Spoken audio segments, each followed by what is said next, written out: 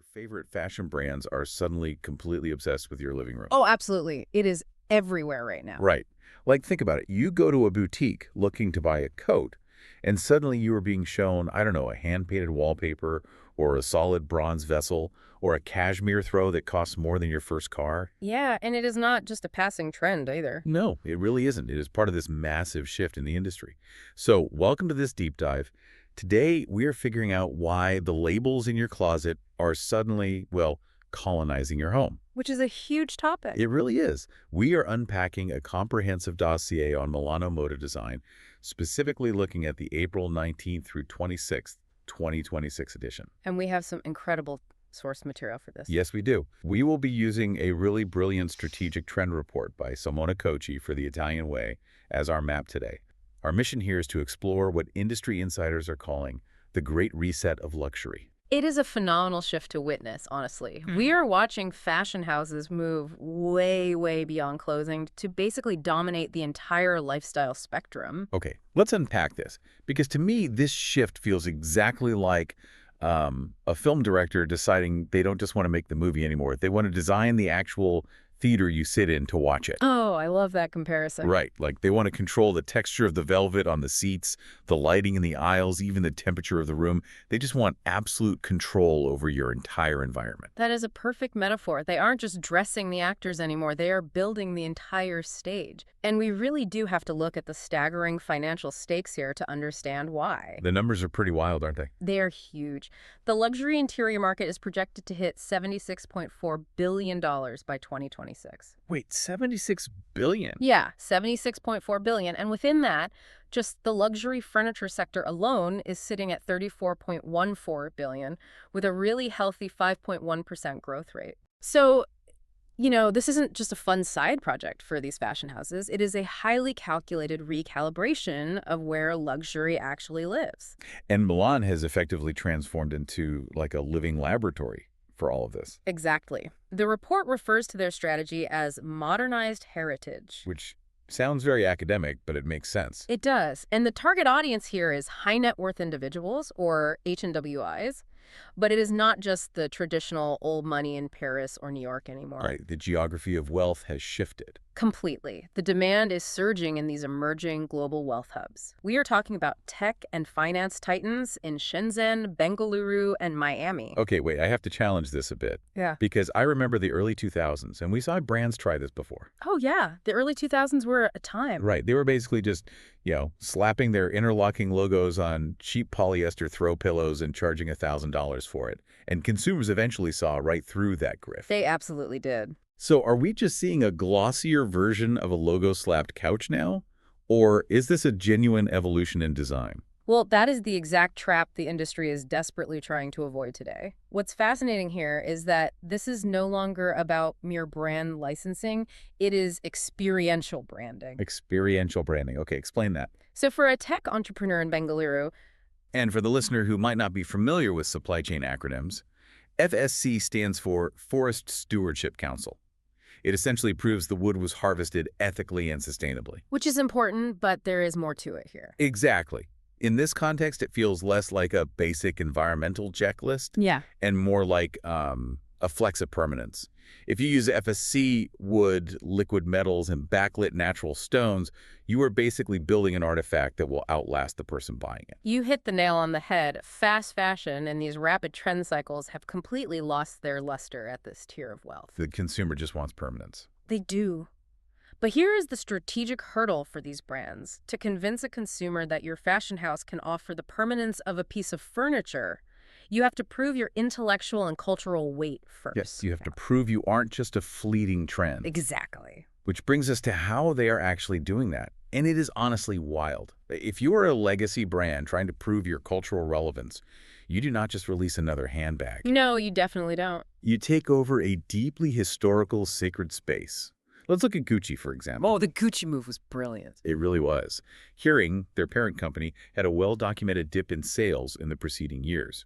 So, to reclaim their cultural leadership, Gucci staged this exhibition called Memoria. And they didn't do it in a standard white wall gallery, Not at all. They did it at the Chiostri di San Simpliciano in the Brera district. which is a 16th century monastery. Monastery. And this was the debut in the design space for Gucci's creative director, Demna. Yeah, and the contrast there is entirely deliberate. You have Demna, a designer who is famous for an incredibly disruptive avant-garde aesthetic, placing his work inside a quiet, echoing Renaissance cloister. Here's where it gets really interesting. They aren't just showing couches in a monastery.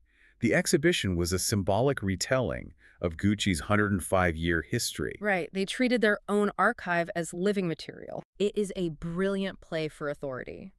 By anchoring a 105-year legacy inside a 16th century architectural marvel, Gucci is basically telling the consumer, we are a cultural institution. We are a pillar of history. They are elevating themselves from a retailer to a curator of heritage. What on? And then, Prada took that concept of brand as institution even further. Oh, they took it so much further. They didn't even show physical furniture in the traditional sense. No, they didn't. Instead, they hosted a symposium. A whole symposium. It was called Prada Frames, curated by the design studio Forma Fantasma, and they held it in Bramante's Sacristy in Santa Maria delle Grazie. And the title of the symposium was Insight. Right.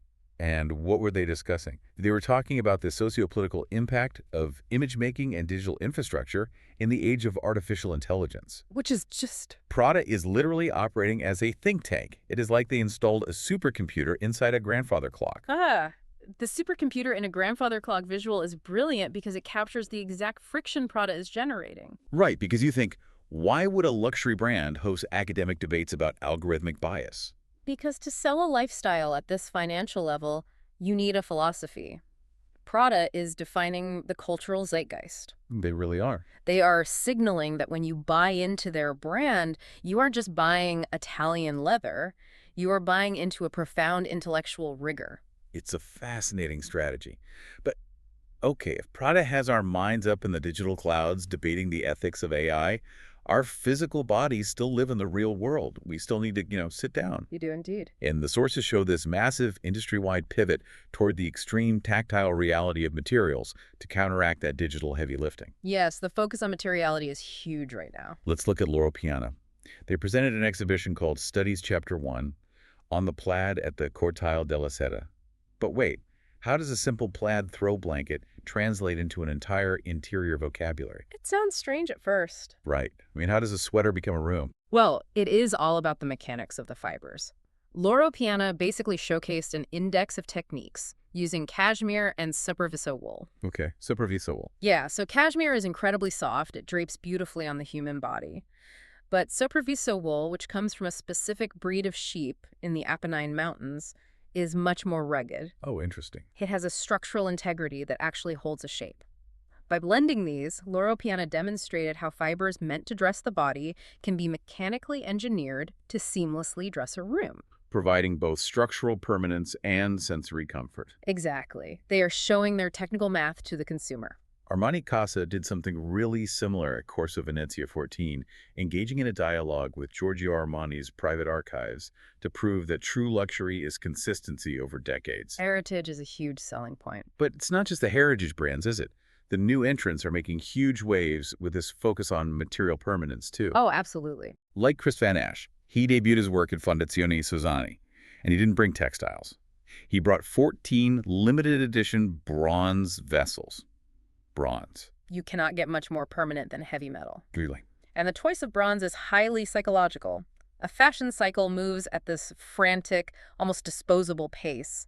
But a bronze vessel is incredibly heavy. It forces you to slow down when you interact with it. And the report highlights the tension Van Ash created between the materials, right? Yeah, there is this striking contrast between the raw, matte exteriors of the vessels, using colors like sepia pink or deep petunia, and the highly polished rose gold interiors. That contrast is so evocative.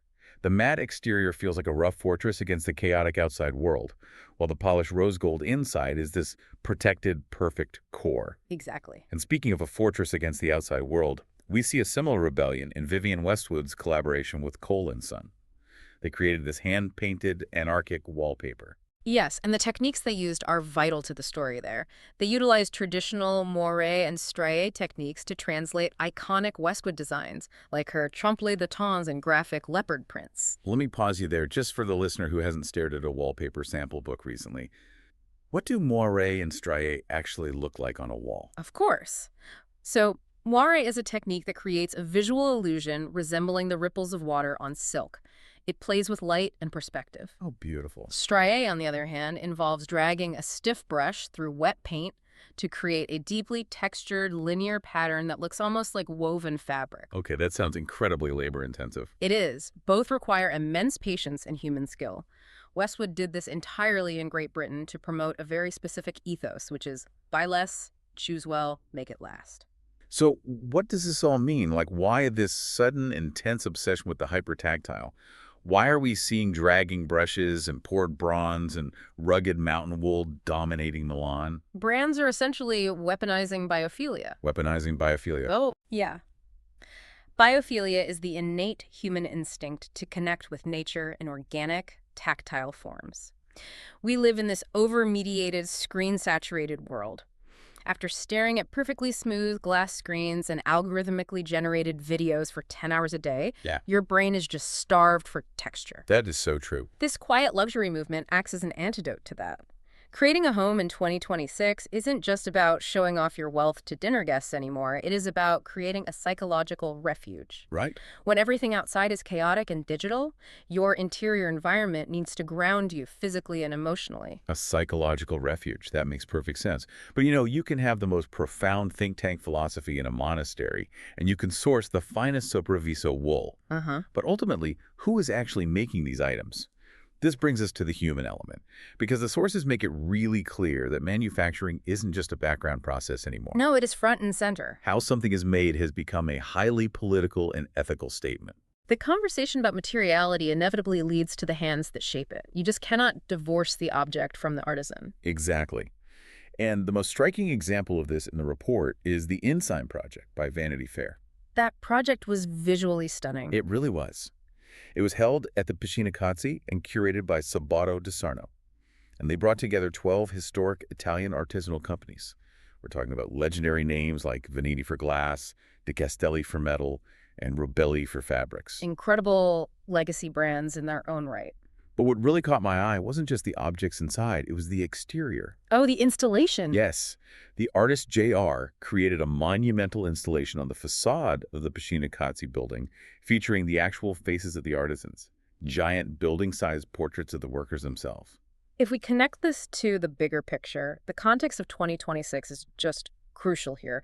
The strategic report notes that 75% of video marketing now relies heavily on artificial intelligence. Wow, 75%. Yeah, we are drowning in a sea of perfectly generated, completely frictionless digital content. In that specific context, taking the human face of manufacturing wrinkles, asymmetry, and all, and plastering it monumentally on a building is a rebellious act against automation. It is a loud declaration that human skill still holds the ultimate value. It absolutely is. I want to pause here and ask you, the listener, what stands out to you about that? Think about it.